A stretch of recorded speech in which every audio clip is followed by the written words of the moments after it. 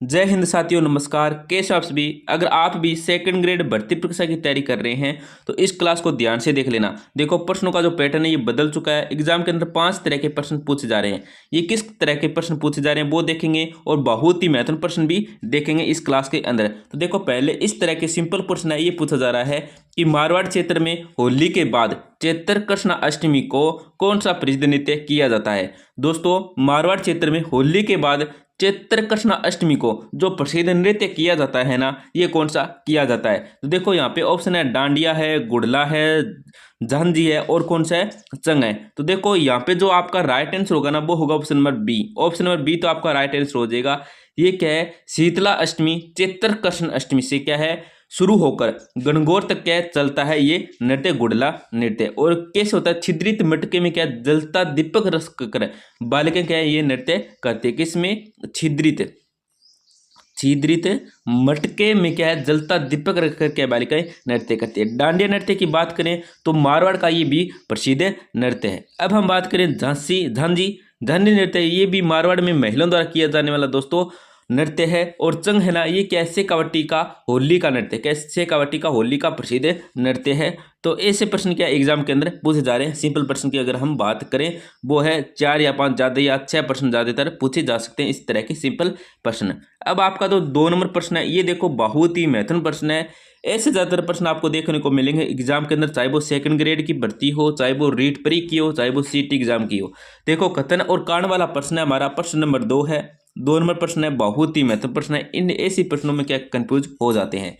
तो कथन ए क्या आपका देखो क्या है, मोतीलाल तेजावत द्वारा भील और क्या है, मोतीलाल तेजावत द्वारा भील और ग्रास्य जनजाति के दमन के विरुद्ध चलाया गया एक ही आंदोलन मूलतः एक धार्मिक सुधार आंदोलन मात्र था। देखो, पहले यहाँ पे आपको ध्यान से देख लेना है प्रश्न के अंदर क्या दिया है कि मोतीलाल तेजावत द्वारा भील और ग्रास्य जनजाति के दमन के विरुद्ध चलाया गया एक ही आंदोलन है ना, ये मूलतः क्या था, धार्मिक सुधार आंदोलन था। आपको पता होगा, अगर आपने इसके बारे में पूर्ण जानकारी पढ़ी है तो आपको पता होगा।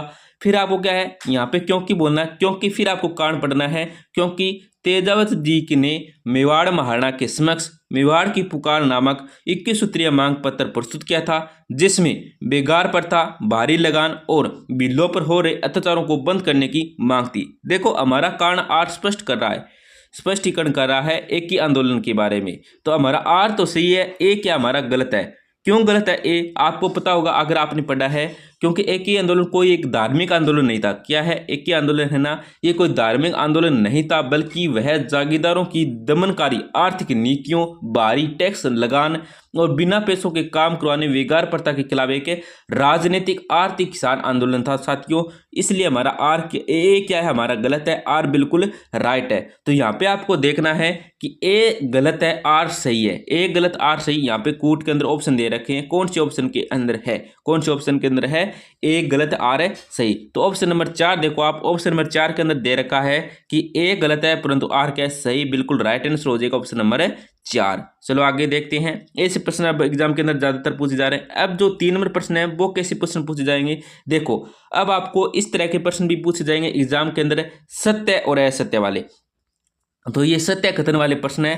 तो देखो, यहाँ पे कथन दे रखे 3, देखो 1 2 3, 3 कथन है। इन तीनों कथनों का आपको ध्यान से पढ़ना है।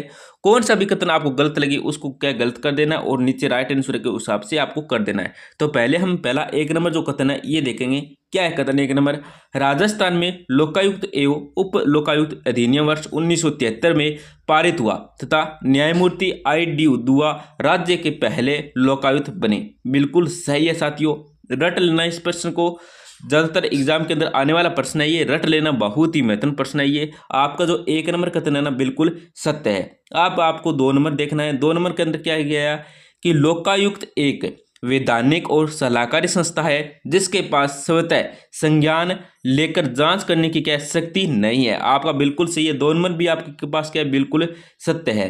अब आपको 3 नंबर देखना है। क्या 3 नंबर के अंदर, राजस्थान में राज्य का मुख्यमंत्री विधानसभा के सदस्य और राजस्थान लोक सेवा आयोग के अध्यक्ष व सदस्य लोकायुक्त के जांच के दायरे में जांच के दायरे से क्या बाहर है। तो आपका 3 नंबर भी सही, 1 नंबर सही है, 2 नंबर सही है और 3 नंबर भी सही है। तो यहाँ पे आपको देखना है कि 1 नंबर है, 2 नंबर है और 3 नंबर कौन सी ऑप्शन के अंदर है। तो ऑप्शन नंबर 4 देखो आप, ऑप्शन नंबर 4 के अंदर दिया है कि 1, 2, 3 तीनों ही कथन क्या पूर्णतः सत्य हैं, क्या पूर्णतः सत्य हैं। तो 4 नंबर ऑप्शन क्या आपका राइट आंसर हो जाएगा। ज्यादातर ऐसे भी एग्जाम के अंदर पूछे जा रहे हैं, सभी मिक्स प्रश्न पूछे जाएंगे। पहले हमने सिंपल प्रश्न देखा, फिर कथन और कारण देखा, अब हमने देखा है सत्य और असत्य वाला प्रश्न। तो ये सत्य है पूर्ण तरह से, तो ऑप्शन नंबर 4 का आपका राइट आंसर हो जाएगा।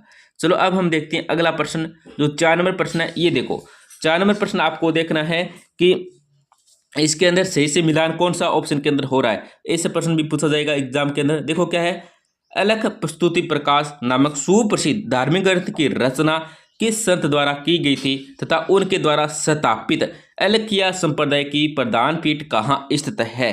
देखो दोस्तों 4 नंबर प्रश्न के अंदर क्या पूछा गया है कि अलख स्तुति प्रकाश नामक सुप्रसिद्ध धार्मिक ग्रंथ की रचना किस संत द्वारा की गई थी तथा उनके द्वारा स्थापित अलखिया संप्रदाय की प्रधान पीठ है। ये कहाँ पे, ये आपको देखना है। यहाँ पे 4 ऑप्शन देख रहे हैं, लेकिन इसके अंदर आपको जो सही से आगे मिलान हो रहा है ना ऑप्शन के अंदर, वो आपको राइट आंसर करना है। ऐसा प्रश्न भी आपके एग्जाम में पूछा जाएगा। तो एग्जाम में प्रश्न में देखो आपका क्या है कि संत दास जी दांतरा भीलवाड़ा है। आगे देखो तो 2 नंबर ऑप्शन है। 1 नंबर में देख लिया संत दास जी दांतरा भीलवाड़ा में। 2 नंबर में देखो स्वामी लालगिरी बीकानेर में। 3 नंबर में देखो संत माऊजी साबला डूंगरपुर में। और 4 में देखो संत दयाराव जी रेण नागौर में। तो यहाँ पे जो आपका सही उत्तर होगा ना साथियों, वो क्या होगा, ऑप्शन नंबर 2 हो जाएगा। देखो अलग संप्रदाय के बारे में अगर हम डीप फैक्ट देखें, ध्यान से देखें, तो इसके संस्थापक स्वामी लालगिरी का जन्म चूरू के सुल्किया गांव में हुआ था। क्या है, सुल्किया गांव में था, लेकिन उन्होंने अपना मुख्य केंद्र और कार्यस्थल है वो बीकानेर को बनाया था। तो ऑप्शन नंबर 2 क्या आपका सही उत्तर हो जाएगा, बहुत ही महत्वपूर्ण है। और इस संप्रदाय की मुख्य पीठ भी बीकानेर दुर्ग के सामने है, ये यहाँ पे याद रख लेना। और इनका सबसे पवित्र ग्रंथ है वो है अलख स्तुति प्रकाश है। ध्यान से देख लेना, इनका जो पवित्र जो ग्रंथ है ना वो कौन सा, अलख स्तुति प्रकाश है। तो इसमें जो आपका राइट आंसर होगा वो होगा ऑप्शन नंबर 2। इस तरह के प्रश्न पूछे जा रहे हैं, ध्यान से देख लेना, बहुत ही महत्वपूर्ण है। अब जो अंतिम प्रश्न पूछे जा रहे हैं वो देखो, अंतिम प्रश्न इस तरह के पूछे जाएंगे। यहाँ पे आपको कूट से इस तरह से क्या मिलान चिन्ह करना है। इस तरह के भी एग्जाम के अंदर प्रश्न पूछे जा रहे हैं। ये 5 तरह के प्रश्न एग्जाम के अंदर पूछे जाएंगे, चाहे वो सेकंड ग्रेड हो, सीईटी हो, रीट परी हो, मेंस हो, कोई भी हो। तो अपने साथियों के भी साथ भी जरूर शेयर कर दीजिए और क्लास को जरूर लाइक करें और कमेंट में बताएं आपको ये प्रश्न कैसे लगे। और महत्वपूर्ण प्रश्न अगर आपको देखना है तो मैंने डेली लाइव क्लास लगा रहा हूँ, और नीचे जो प्रश्नों की क्लास अपलोड करके उनको जरूर देख लेना। आपका 5 नंबर प्रश्न देख लेते हैं। देखो क्या है 5 नंबर, राजस्थान की प्राचीन रियासतों और उनके काल में प्रचलित प्रसिद्ध सिक्कों को सम्मिलित कीजिए तथा सही कूट चुनिए। देखो यहाँ पे आपको, यहाँ पे तो प्रचलित सिक्के दे रखे हैं, यहाँ पे रियासत देख रखी है, मतलब कौन सी रियासत कौन सा सिक्का प्रचलित था। तो देखो एग्जाम के अंदर बहुत ही महत्वपूर्ण है, ध्यान से देख लेना क्या है, जैसलमेर। जैसलमेर के अंदर कौन सा सिक्का प्रचलित था दोस्तों, ये आपको देखना है। तो देखो जैसलमेर के अंदर जो सिक्का प्रचलित था ना वो था अक्केसाई। कौन सा था, अक्केसाई था। तो एक के अंदर 2 नंबर ऑप्शन आ जाएगा। एक के अंदर क्या आ जाएगा, जैसलमेर के अंदर क्या है, महाराव अक्केसाई के नाम पर क्या अक्केसाई सिक्का ये चलता था। तो ऑप्शन नंबर 2 आ जाएगा। देखो एक जो ए है ना इसके अंदर क्या है 2 आ जाएगा। अब आपको देखना है झालावाड़। झालावाड़ में देखो झाला मदन सिंह के नाम पर क्या मदन शाही सिक्का चलता था। देखो झालावाड़ के अंदर झाला मदन सिंह था, उसके नाम पर क्या है मदन शाही सिक्का चलता था। तो झालावाड़ में क्या हो जाएगा, 1 हो जाएगा। झालावाड़ में क्या हो जाएगा, 1 हो जाएगा। अब देखो आपका धौलपुर आया, तो धौलपुर में यहाँ का प्रसिद्ध सिक्का था ना वो था तमाचा शाही। क्या था, तमाचा शाही था।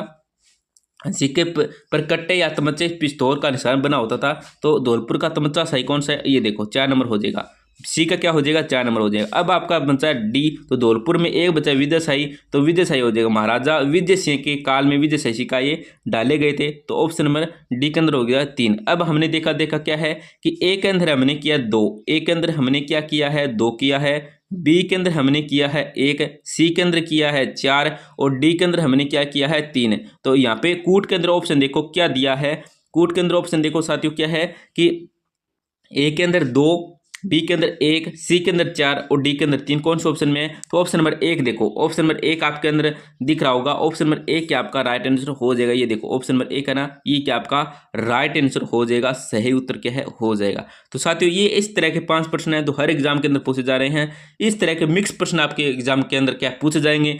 तो ये इन्फॉर्मेशन वीडियो भी है, बहुत ही महत्वपूर्ण 5 प्रश्न है, ध्यान से देख लेना। और अगर कोई भी प्रश्न समझ में नहीं है तो आप हमें कमेंट कर सकते हैं। तो इस क्लास को अपने साथियों के साथ भी जरूर शेयर कर दी ताकि उनको भी पता चले कि एग्जाम के अंदर किस तरह के प्रश्न हैं वो पूछे जा रहे हैं। धन्यवाद साथियों, मिलते हैं अगली क्लास के अंदर।